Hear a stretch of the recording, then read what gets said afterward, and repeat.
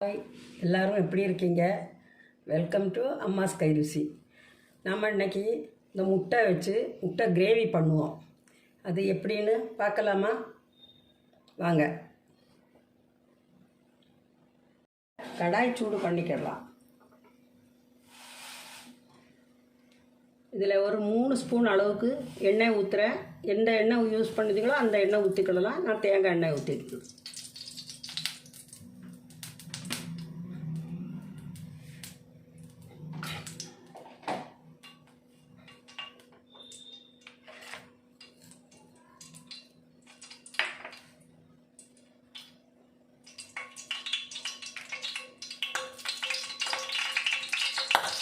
ஒரு 3 ஏலக்காய், 3 கிராம்பு, 2 சின்ன துண்டு பட்டை, ஒரு ஸ்டார் பூ இதை இதில் போடுறேன்.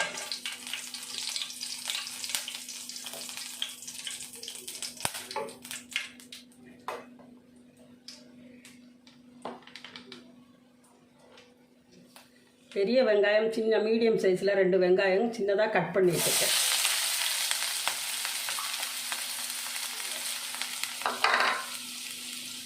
ரெண்டு பச்சை மிளகாய் அதையும் இதில் போட்டுக்கிடலாம்.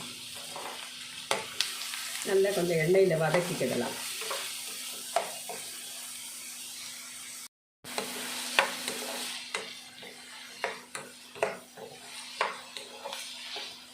எண்ணெயில் கொஞ்சம் நல்லா வதங்குறதுக்கு அப்புறம் தக்காளி சேர்த்துக்கிடலாம்.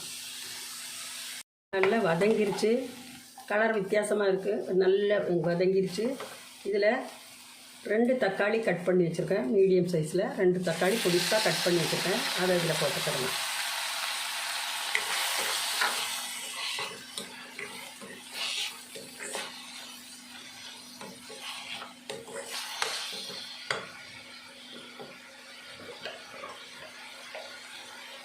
கொஞ்சம் உப்பு போட்டு விடலாம், அப்போ தான் நல்லா சீக்கிரம் வேகும்.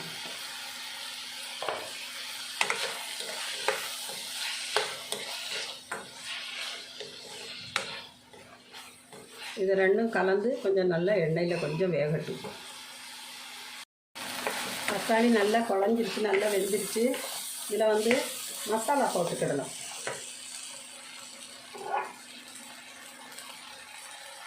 காரம் தேவைக்கு தகுந்த போட்டுக்கிடலாம். நான் ஒரு 3/4 டீஸ்பூன் தான் போட்டிருக்கேன்.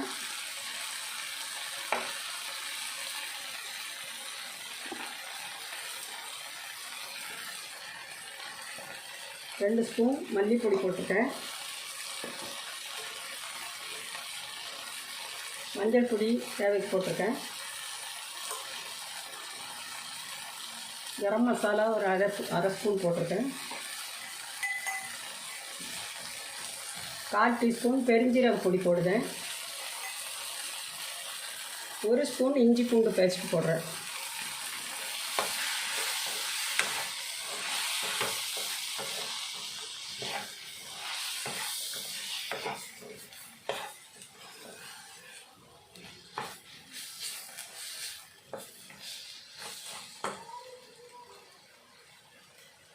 கொஞ்சம் தண்ணி ஊற்றி வேக விடலாம்.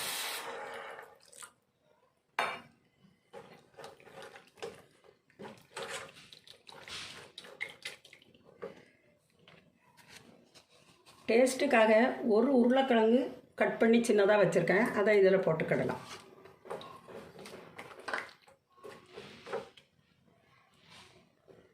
இதை வேக விடலாம், மூடி வச்சிடலாம், வேகட்டும். உருளைக்கிழங்கு நல்லா வெந்துருச்சு. உருளைக்கிழங்கு நல்லா வெந்துருச்சு. தேவை இருந்தால் உருளைக்கிழங்கு போட்டால் போதும். உருளைக்கிழங்கு போட்டால் கொஞ்சம் டேஸ்ட்டாக இருக்கும். இதில் ஒரு சில்லு தேங்காய் அரைச்சி வச்சுருக்கேன். அதை இதில் சேர்த்துக்கிடுதேன்.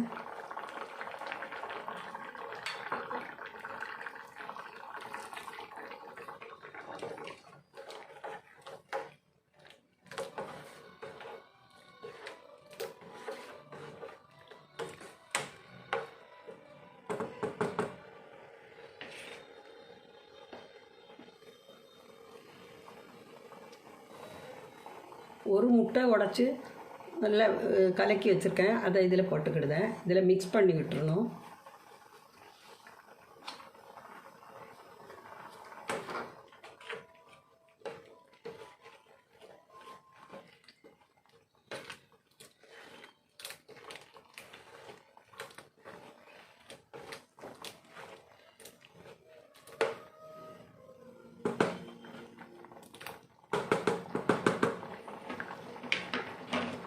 சிம்மில் வச்சுட்டு எவ்வளோ முட்டை தேவையோ அவ்வளோ முட்டை இப்படி உடச்சி இப்படி லைட்டாக ஊற்றி விட்டுடலாம்.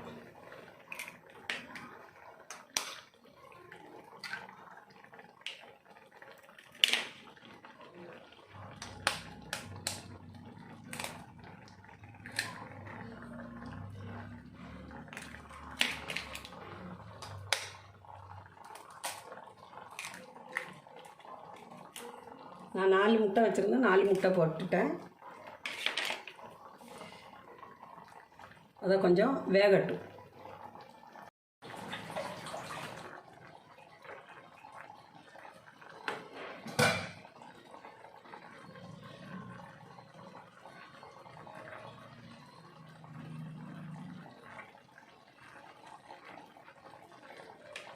உருளைக்கிழங்கும் தேங்காயும் இல்லாமலும் வைக்கலாம்.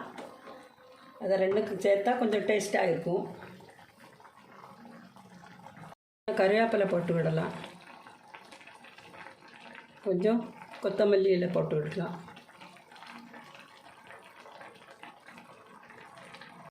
நல்ல டேஸ்டியான முட்டை கிரேவி தயாராகிட்டு.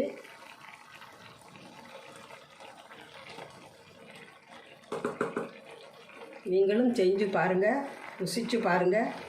இந்த வீடியோ உங்களுக்கு பிடிச்சதா இருந்தால் சப்ஸ்கிரைப் பண்ணுங்கள், லைக் பண்ணுங்கள், ஷேர் பண்ணுங்கள், கமெண்ட் பண்ணுங்கள்.